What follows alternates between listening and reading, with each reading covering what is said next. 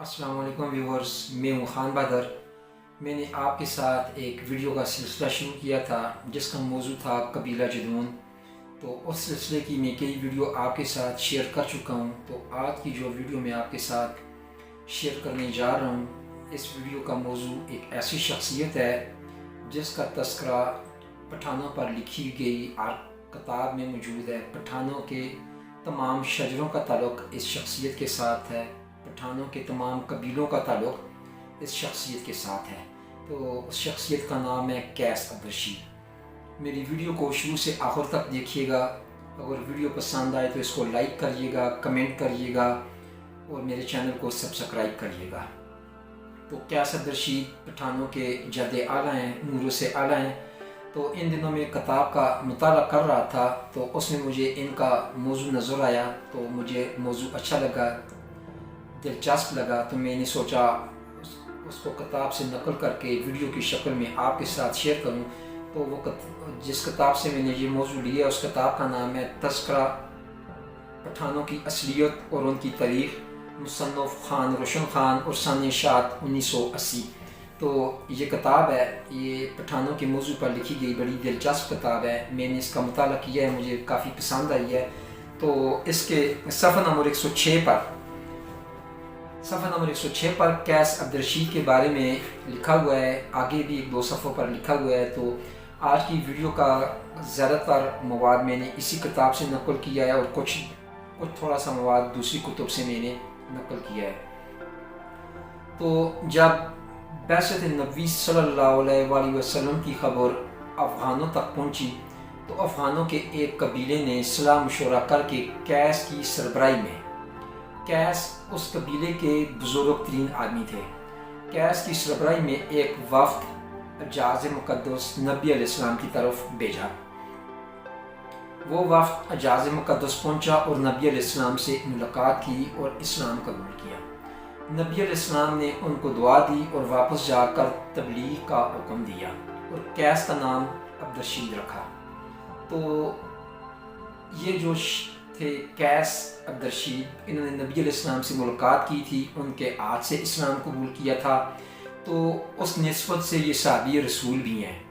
تو جب یہ واپس آئے تو واپس آ کر انہوں نے افغانستان میں اپنے قبیلے کے لوگوں کو اسلام کی طرف بلایا، اسلام کی تبلیغ کی، توحید کے بارے میں بتایا، رسالت کے بارے میں بتایا، اسلام کے بنیادی اصولوں کے بارے میں بتایا اور اسلام کے بارے میں اور جو دیگر معلومات تھی، جو دیگر انہوں نے سنا تھا، جو کچھ انہوں نے اس وقت نبی علیہ السلام سے سنا، وہ سب کچھ ان لوگوں کو بتایا اور ان لوگوں کو مسلمان کیا اور ان کو اسلام کی تعلیمات دیں۔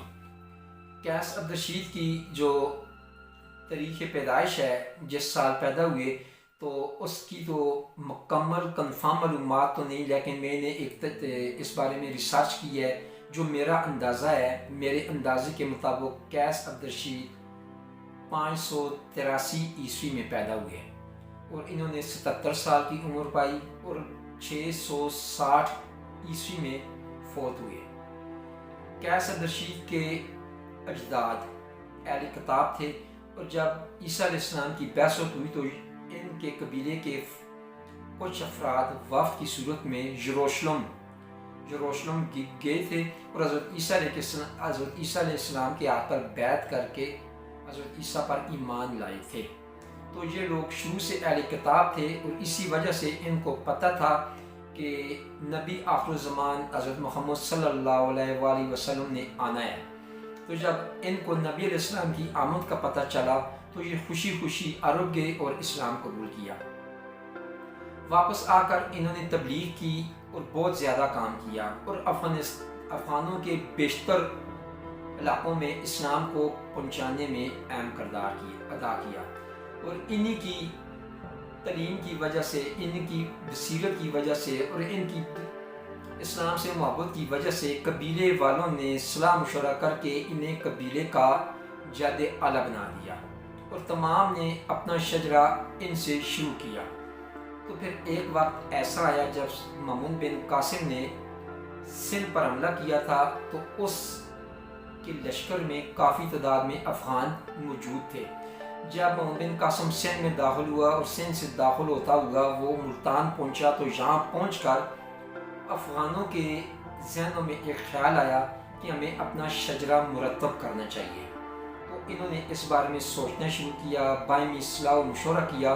تو انہوں نے کیا کیا کہ اپنا شجرہ جب مرتب کرنا شروع کیا تو انہوں نے اپنے قبائل کو 4 طبقوں میں تقسیم کیا۔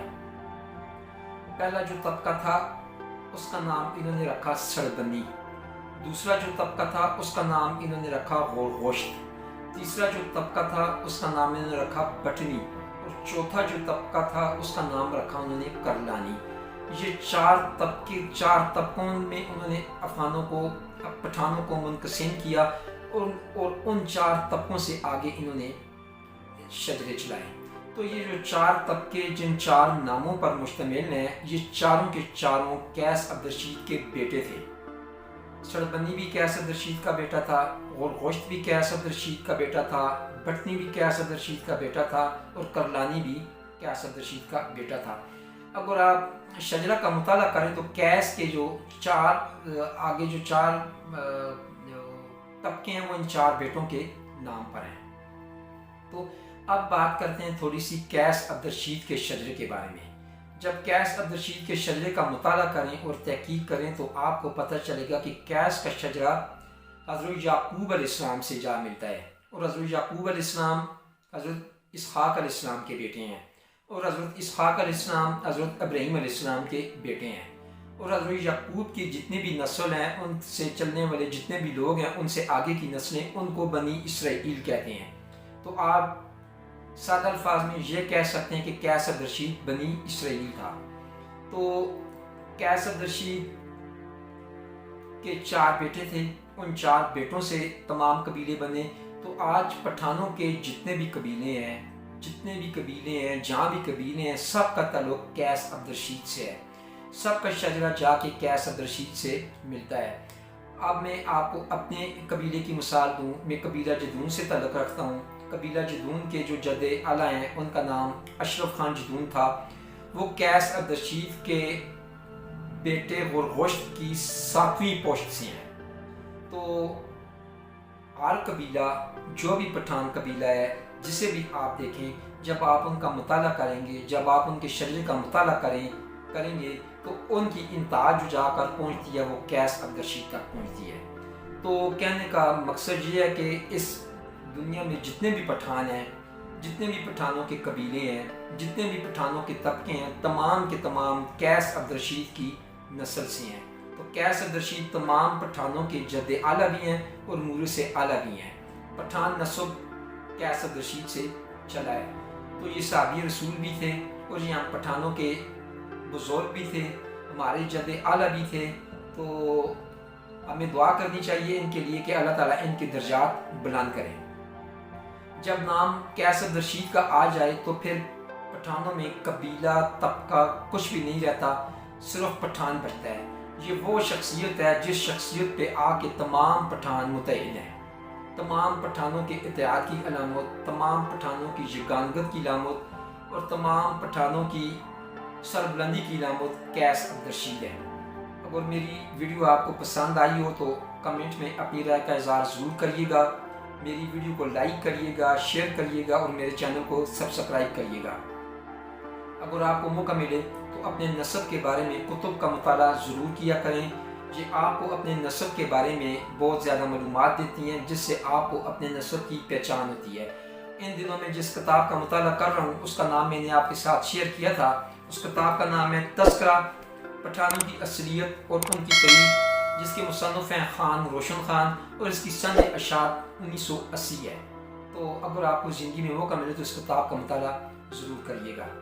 شکریہ، والسلام۔